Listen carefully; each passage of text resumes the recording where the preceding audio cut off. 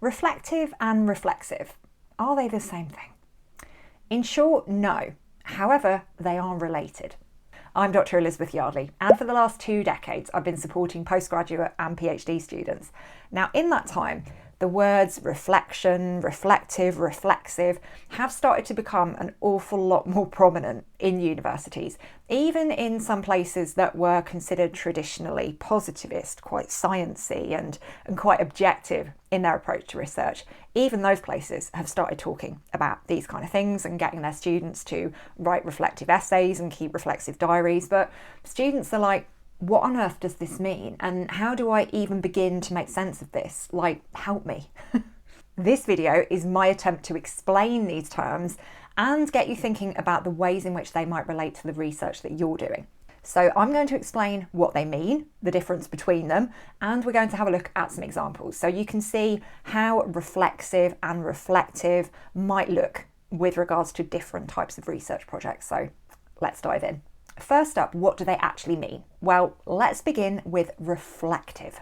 Being reflective is like looking in the rearview mirror, thinking about your past experiences, your past decisions, your past actions.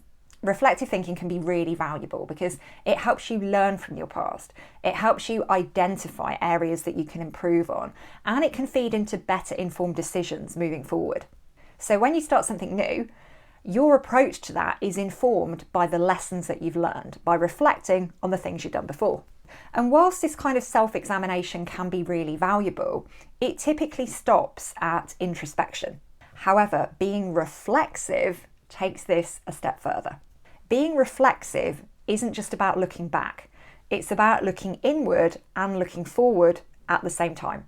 Reflexivity is about checking in with yourself in real time whilst you are right in the middle of something and being prepared to pivot or change on the fly. So you actively change and adjust the action that you're taking now, rather than saving it for something you'll change next time. You change what you're doing in the moment. So now you know a bit more about reflective and reflexive and the difference between them, we need to think about how they can apply to research. So let's have a look at some examples. Our first example is a sociology PhD student studying the impact of immigration policy on community dynamics. Our second example is a criminology research project that's analysing the effectiveness of a crime prevention programme. And lastly, we've got a public health PhD student investigating the prevalence of a disease. So let's identify what reflective and reflexive might look like in each of them.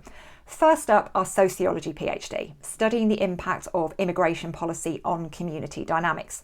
So reflective thinking involves looking back at the data you've collected and the methods that you've used. So in this instance, you might realise that the data collection process was biased to an extent because a specific subgroup of people were overrepresented among your participants, and that in turn will have affected your results. So reflecting, you can acknowledge this in your methods chapter and you can consider the extent to which it's impacted your findings. Then in the future, you can plan a more neutral approach to data collection and recommend that other people do the same.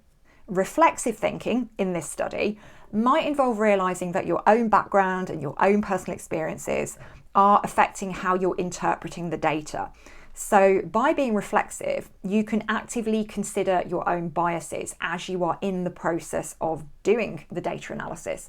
And you can seek alternative perspectives to ensure that your analysis remains objective. So you might sit down and have a chat with your supervisor about how you are interpreting particular items of data.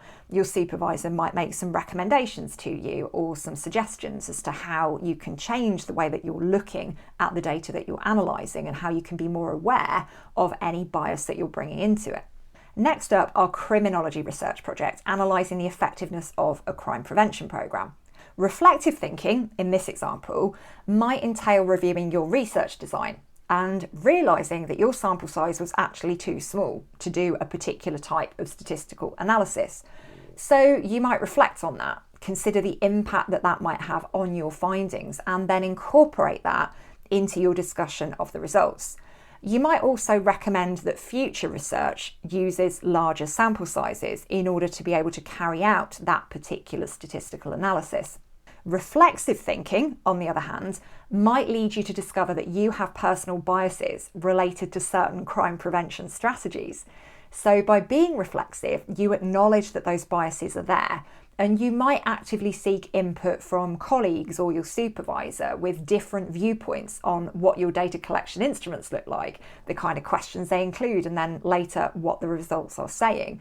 So it's you being aware, it's you having self-awareness that there are particular crime prevention strategies that you feel particularly strongly about, and then ensuring that that strength of feeling doesn't impact too heavily on the research that you're doing. Now, I don't think that we can say we can completely remove any of our personal biases, any of the stuff that we bring to the table, but by being aware of it, we can actually minimize the impacts of it. And that's what reflexive thinking is useful for in this particular example. Our last example is the public health PhD student investigating the prevalence of a disease. So reflection could lead you to recognise that some of the questions in the survey that you've designed were unclear, and that might have led to some incomplete responses. What you might then do is choose to discard the responses to those questions from your data set, or if you do use them, you are reflecting on the impact that that lack of clarity had. And you're also perhaps making recommendations relating to future research and the importance of clarity regarding specific topics or themes. Being reflexive in this study might entail recognising that your cultural background influences your interpretation of certain health behaviours. And you might realise that you're being kind of judgmental about people's behaviours and you're beginning to attribute them to stereotypical views of the people that you're studying. So as a result of that, you might consult with your supervisor, with other experts in your discipline from various cultural backgrounds, to ensure that your research remains culturally sensitive and inclusive. So again, it's about the awareness here. It's about having self-awareness and noticing your behaviour whilst you are actually in the process of doing something. It's about regularly checking in with yourself and asking yourself questions like, why am I thinking this? Why am I thinking that? What is all of this stemming from? So in summary, being reflective and being reflexive are both incredibly valuable things when it comes to your research. Whilst being reflective helps you learn for the future and it helps you make recommendations to other researchers in your field, being reflexive actually helps you to adapt and to shift and to change whilst you are actually doing the research. Ultimately, both being reflective and being reflexive are going to enhance the quality of your work. So please make sure that you take the time to incorporate them into your study. I hope you found this helpful, and be sure to tune in for my next video in which I'm going to be giving more tips and advice on navigating the messy and the magical and the foggy and the clear and the ups and the downs of PhD life. So I will see you there.